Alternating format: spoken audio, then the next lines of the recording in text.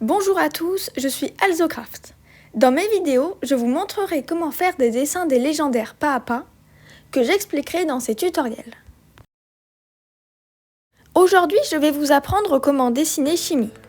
Prenez une feuille A4 blanche et pliez-la en deux. Nous allons faire ce dessin sur une demi-feuille.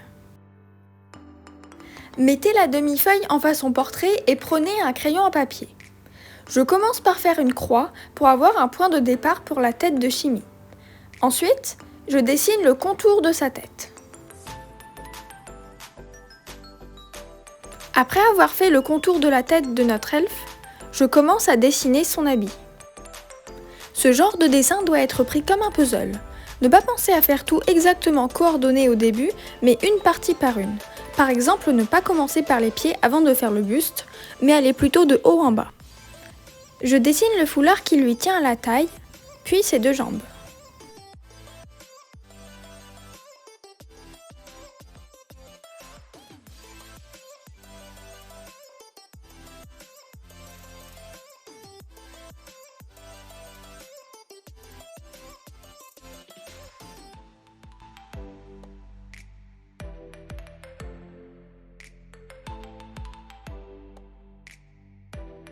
Je dessine enfin l'intérieur de la tête de Chimie. Pour moi, le plus compliqué, c'est de dessiner le visage des personnages, donc je finis par ça, quand je suis sûre que tout le reste du dessin est plutôt correct.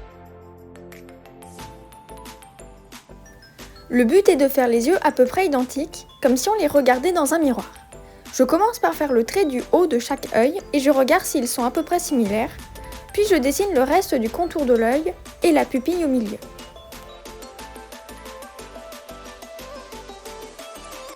Le nez, la bouche et le menton sont juste de petits traits de crayon, donc il faut être assez précis pour que ça ressemble à quelque chose. Les oreilles peuvent être faites vers la fin car elles ne sont pas beaucoup raccrochées au reste du dessin. Vous devez maintenant modifier les parties les moins bien réussies de votre dessin, car maintenant que c'est fini, vous pouvez avoir une vue d'ensemble et gommer les endroits mal dessinés. C'est aussi à ce moment-là que vous pouvez vous rendre compte que vous avez oublié un bouton de veste ou un pli sur un vêtement et le rajouter. Quand vous êtes sûr de n'avoir rien oublié, vous prenez un feutre noir pour faire le contour. J'utilise des Faber-Castell noirs de taille F.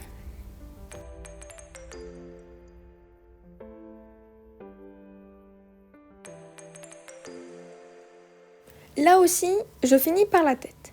C'est aussi quand vous faites le contour que vous pouvez vous assurer une dernière fois que vous n'avez rien oublié. Car quand on dessine au feutre noir, on ne peut pas faire marche arrière sur les traits dessinés.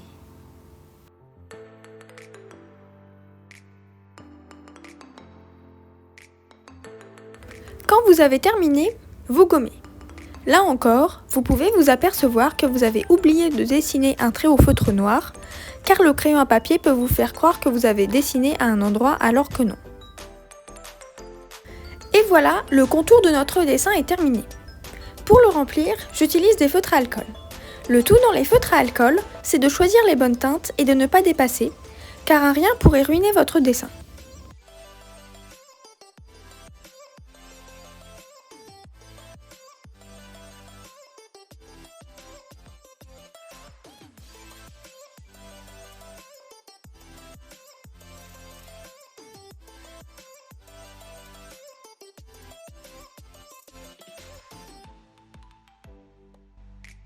Je vais maintenant dessiner les habits de Chimie. Ils sont d'un bleu turquoise assez foncé.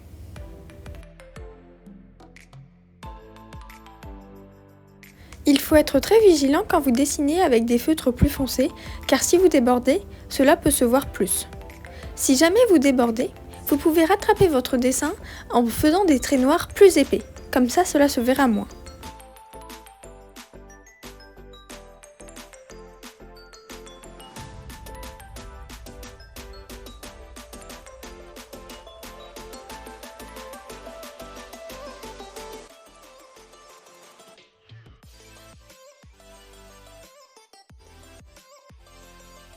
Je vais maintenant rajouter des ombres sur la peau de Chimie.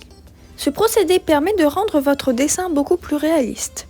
Quand vous faites cela, vous êtes obligé de rajouter des ombres sur les vêtements pour qu'il y ait une continuité dans votre dessin.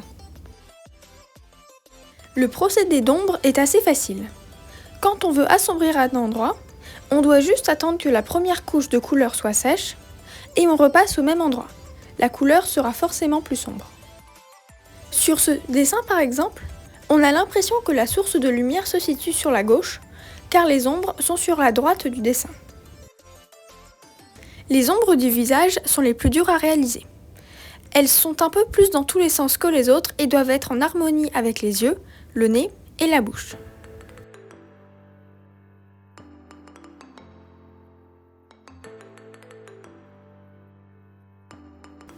Il faut maintenant rajouter les ombres sur les chaussures et les vêtements de chimie.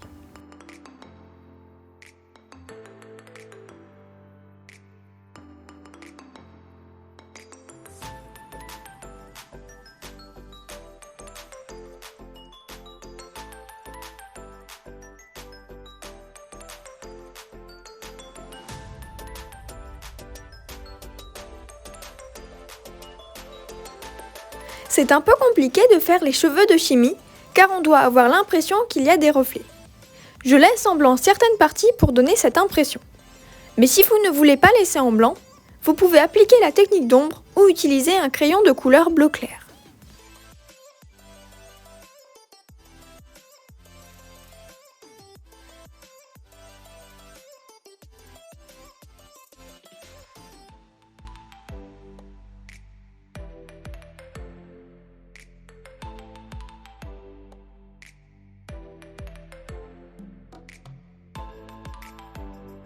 Je vais repasser au bleu sur les mèches courtes de chimie pour créer des ombres, car elles sont à l'arrière. Et voilà, notre dessin est terminé. N'hésitez pas à me dire dans les commentaires si vous avez apprécié ce tutoriel et quel dessin désirez-vous que je fasse après chimie. Je serai attentive à vos commentaires.